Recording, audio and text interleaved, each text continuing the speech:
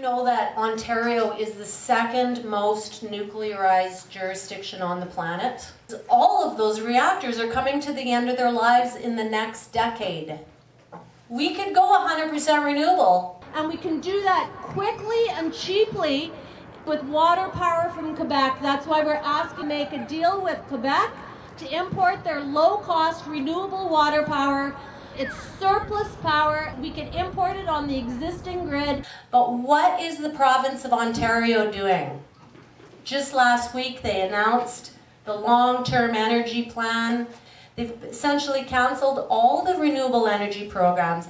They're rebuilding 10 of our aging nuclear reactors and extending the life of a geriatric nuclear station in the middle of the GTA for another 6 years. Private banks will not invest in nuclear power. They cannot get investments from private sources. They have to go to the governments to get the investment money. And it's this government that is going to invest your money in rebuilding these old, geriatric, falling apart nuclear reactors at Darlington in order to generate even more nuclear waste. And guess what? It's really expensive. In fact, it's the most expensive option we have. We're told that the hydro will become 3 times more expensive than what it is today if the nuclear projects go ahead. Large wind in the province is half of that price. Quebec water power is a third of the price. Continuing to perpetuate, nuclear generation when wind power and green power is available, and the idea of purchasing cheap power from Quebec as a viable option is total insanity to think otherwise. Stop producing this radioactive waste, which is deadly. I feel like, I just want to be at home with my children. I just want to be like just a mom, but I feel like my heart pounds because I have to worry for them. Inside the Pickering reactor, there are 4,500 fuel bundles. And one of those fuel bundles would give off a blast of gamma radiation that would kill any human being in 20 seconds. Well, haven't we learned lessons from Chernobyl and Fukushima, where these places are uninhabitable now? And 30 years plus later, the radioactivity is even in the grass when you walk around, and the animals that are there are radioactive, you can't eat them. All of the waste from all of the Ontario nuclear reactors, they want to put it in an underground repository less than 2 kilometers from Lake Huron. And they acknowledge that it's going to be dangerous for at least 100,000 years, but a simple calculation shows that it should really be 100 million years.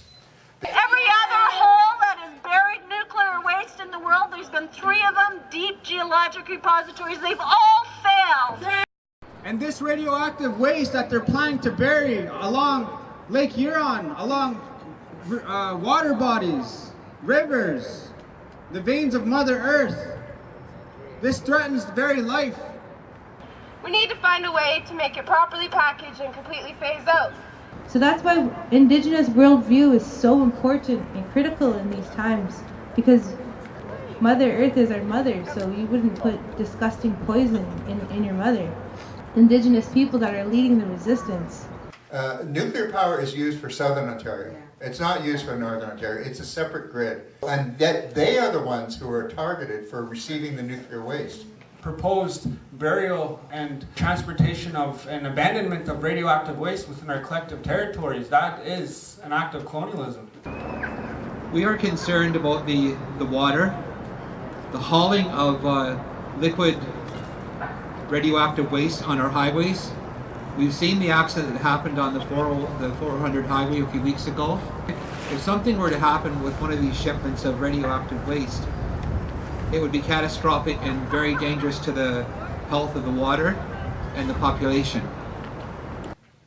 It just boggles the mind that people would even contemplate, storing this underground or beside a water body, or taking the chance of transporting it, down to South Carolina to reprocess.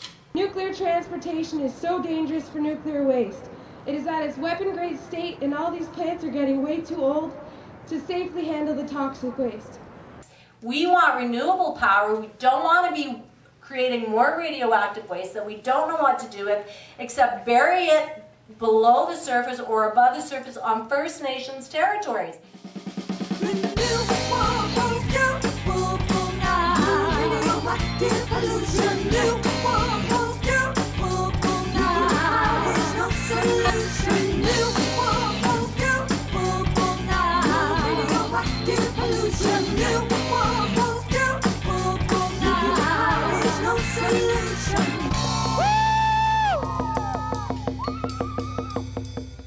We do not want this BS in our backyard.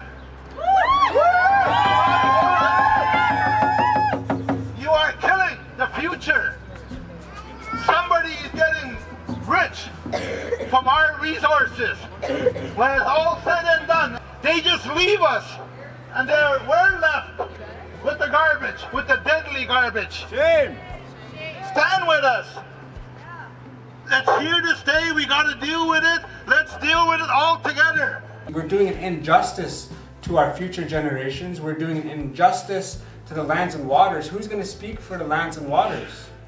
You know, what will we tell our grandchildren if our great times, how many great grandchildren were able to come back to us and say, what did you do? What did you stand up and oppose this proposed radioactive waste? What did you do? Did you let this happen?